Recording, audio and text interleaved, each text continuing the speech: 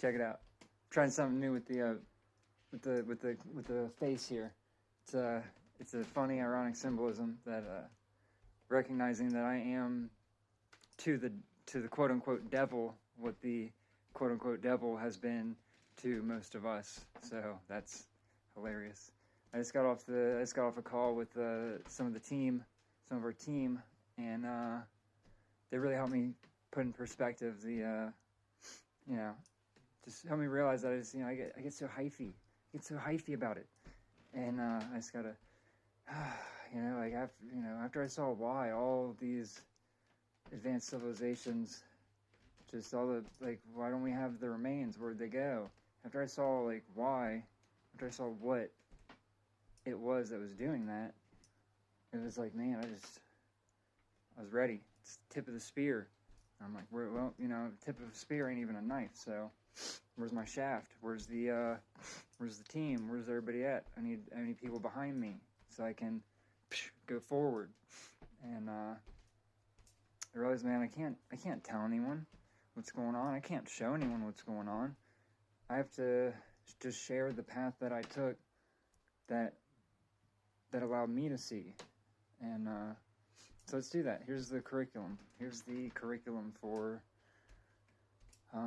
deprogramming and dismantling all of the divisive programming that's been embedded within us by the one and only adversary.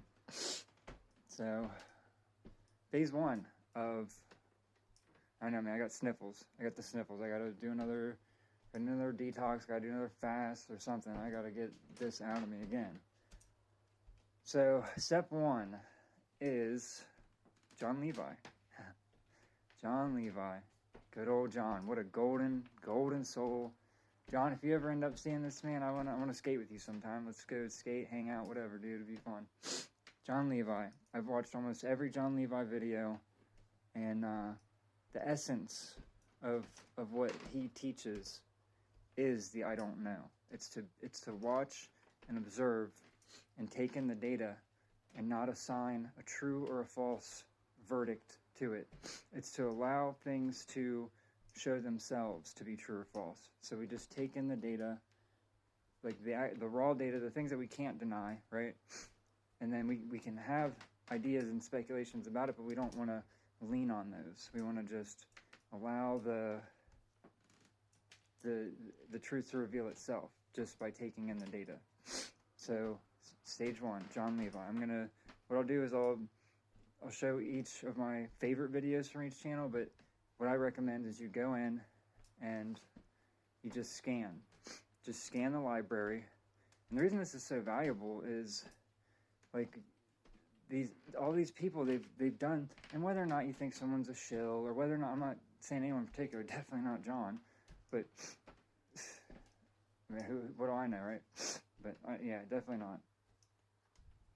But it's valuable because it's like these people have put in up to sometimes decades of research, so you're getting access to a data bank that it's like it would take you're never going to go access on your own. You're never going to go out and do all the research that they've done. I never would have went out and did all the research that these people have done. But what I did was I got to absorb the distilled version of it, right? Because they had to sift and sort through a bunch of bullshit. And it doesn't mean that bullshit doesn't get through the filter.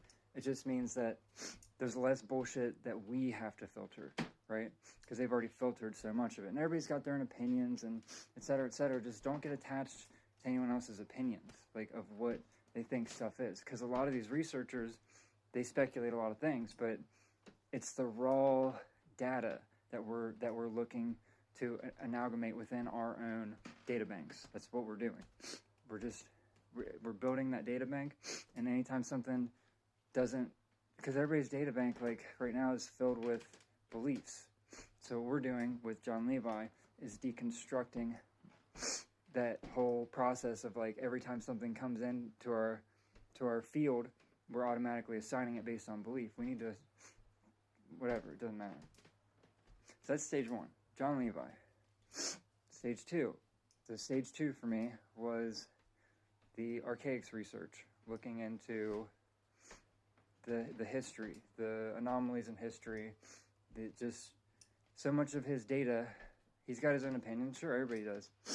And so much of his data is backed up with a bibliography, something that we can all go and verify together. Anyone in the world can verify the data that he's presenting with just in the historical context. So stage 2 is really the deconstruction of the historical narrative and seeing that it is all a construction of something.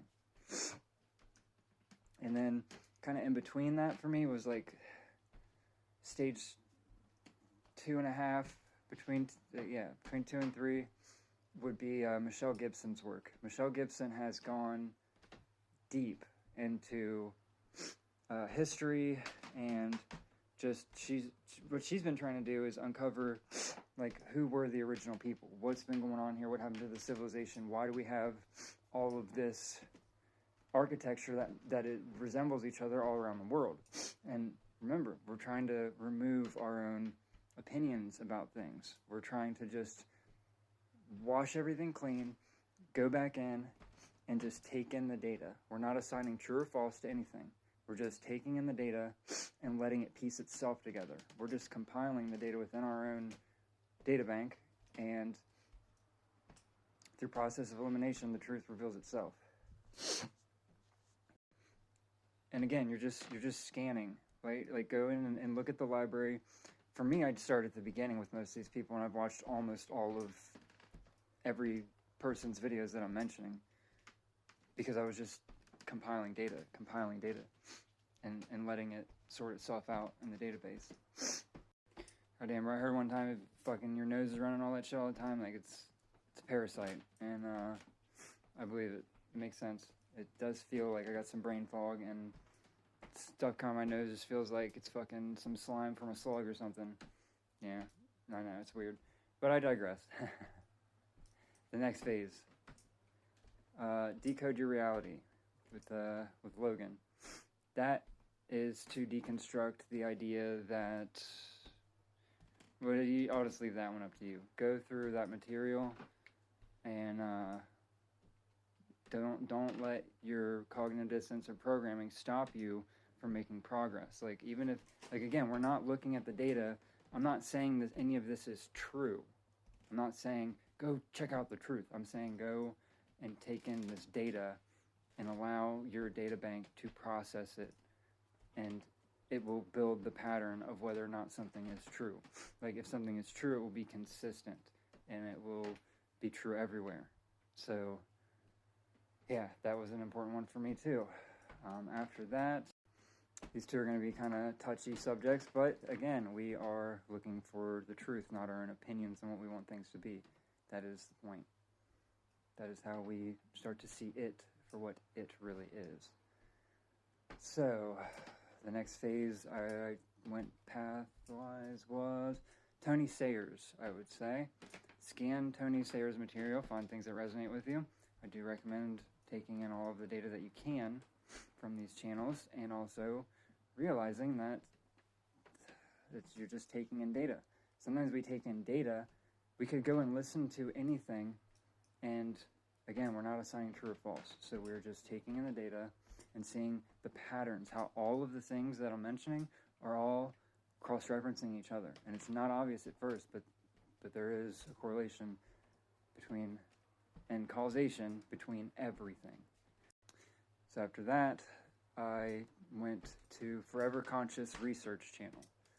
And I have watched every single video that they've put out, and that has helped me to really see the duplicity and the basis of the tricks that are being played. And again, we're not looking at any of this stuff. You already know. I already said. I'm not going to say it again. Once you've done all that gauntlet, I would say Quantum of Conscience is the last one that I will put on this list. And after you complete all of this curriculum, you can message me, and I will give you the rest of the curriculum. But all of this took me about 2 years to go through, so don't rush it. Just go through it until you know that it clicks, and then go to the next stage.